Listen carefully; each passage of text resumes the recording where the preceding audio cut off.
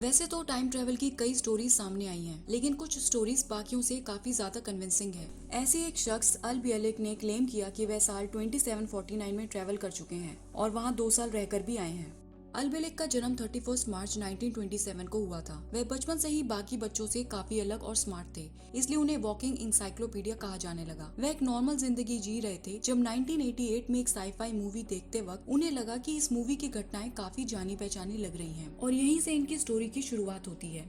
L बियलिक इस movie को देखने के बाद उनके सामने फ्लैशबैक्स होने लगे। उनके साथ क्या हुआ था उन्हें याद आने लगा। उन्होंने बताया कि उन्हें वर्ल्ड वॉर सेकंड के टाइम यूएस गवर्नमेंट के द्वारा एक एक्सपेरिमेंट फिलाडेल्फिया एक्सपेरिमेंट पर असाइन किया गया, जिसमें उन्हें यूएस नेवी की शिप यूएसएस एल्ड्रिच को इनविजिबल करना था ताकि दूसरी गवर्नमेंट इस शिप को ट्रैक न कर पाए। एल बियलिक ने क्लेम किया इस प्रोजेक्ट की डिटेल्स को सीक्रेट रखने के लिए यूएस गवर्नमेंट ने उनकी मेमोरी इरेज कर दी थी, लेकिन अब मेमोरी वापस आने के बाद उन्होंने अपना रियल नाम US navy officer Edward Cameron बताया और उनके साथ उनके नेवी ऑफिसर भाई डंकन कैमरून भी इस एक्सपेरिमेंट में पार्टिसिपेंट थे।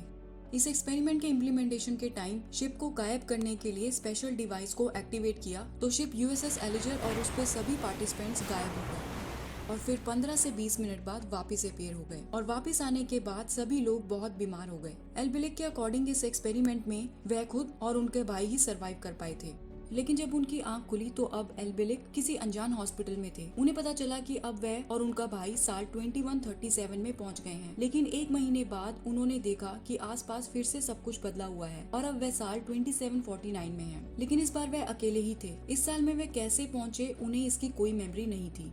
एल बियलिक ने फ्यूचर में दुनिया काफी अलग बताई। अब ट्रीटमेंट वाइब्रेशन और लाइट थेरेपी से हो रहा था। अब सब कुछ कंप्यूटराइज्ड हो चुका था। अब कोई सेंट्रलाइज्ड गवर्नमेंट नहीं थी, ना वहाँ कोई मिलिट्री थी और ना ही कोई वॉर। सब कुछ कंप्यूटर द्वारा कंट्रोल किया जा रहा था और धरती की आबादी अब सिर्फ 300 मिलियन ही रह गई थी और अब पैसों की जगह क्रेडिट सिस्टम आ गया था। हर किसी को काम करने के बदले क्रेडिट्स दिए जाते थे। ग्राउंड से ऊपर अब फ्लोटिंग सिटीज भी बन गई थी क्योंकि ह्यूमंस ने ग्रेविटी पर कंट्रोल करना सीख लिया था। ये सिटीज मोबाइल थी और इन्हें एक जगह से दूसरी जगह ग्राउंड पर कंप्यूटर की मदद से मूव किया जा सकता था और इस तरह आर्टिफिशियल इंटेलिजेंस ने पूरे वर्ल्ड को टेक ओवर कर लिया था। 2 साल वहाँ रहने के बाद वह वापस 2137 में वापस आ गए और डंकन के साथ अपने टाइमलाइन में वापस चले गए। एल बियलिक के अकॉर्डिंग टाइम ट्रेवल जर्नी और एक्सपेरिमेंट के बाद उनकी मेमोरी इरेज कर दी गई और उन्हें नई आइडेंटिटी के अंडर बियलिक फैमिली में इंट्रोड्यूस कर दिया। इतना ही नहीं, उन्होंने बताया कि यूएस टाइम मशीन बनाने में भी सक्सेसफुल हो चुकी है। ये क्लेम्स उन्होंने अपनी सीबीसी के साथ इंटरव्यू में और कॉन्फ्रेंस में किए। ये कोई छोटे मोटे क्लेम्स नहीं थे, इसलिए साइंटिफिक पॉइंट ऑफ व्यू से कई लोग इनके क्लेम्स को सच मान रहे थे, वहीं कई लोग महज इसे स्टोरी। बात करें एल बियलिक की फ्लोटिंग सिटी क्लेम की तो अक्टूबर 2016 में रशियन साइंटिस्ट डॉक्टर इगोर ने स्कैडिया नाम की वर्ल्ड की पहली इंडिपेंडेंट नेशन सिटी फाउंड की है जो आउटर स्पेस में ऑपरेट की जाएगी, जिसमें आप भी सिटीजनशिप ले सकते हैं। वहीं जेफ बेजोस भी फ्लोटिंग स्पेस कॉलोनीज बिल्ड करना चाहते हैं और एलन मस्क मार्स को कॉलोनाइज। दूसरी ओर करेंसी भी अब डिजिटलाइज हो रही है। तो क्या हमारा फ्यूचर बदलने वाला है? क्या एल बियलिक के क्लेम सच हो जाएंगे? ये तो हमारी जनरेशन जान नहीं पाएगी।